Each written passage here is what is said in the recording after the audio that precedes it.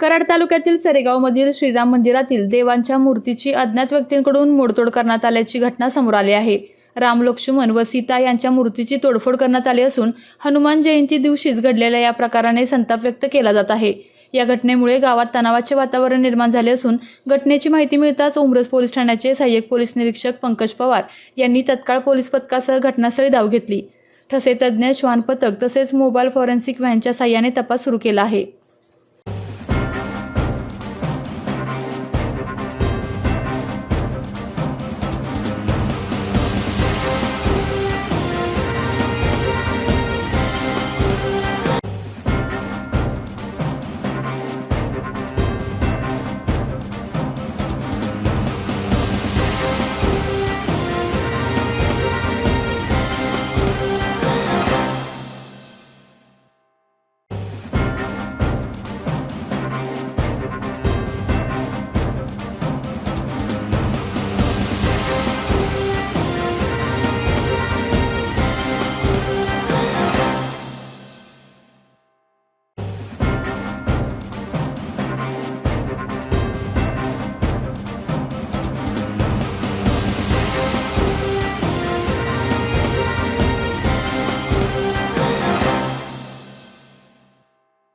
आपल्या तालुक्यातील जिल्ह्यातील बातम्या सर्वप्रथम पाहण्यासाठी आजच सातारा न्यूजला YouTube चॅनलवर सबस्क्राइब करा, लाईक करा, शेअर करा आणि बेल आयकॉन प्रेस करायला विसरू नका।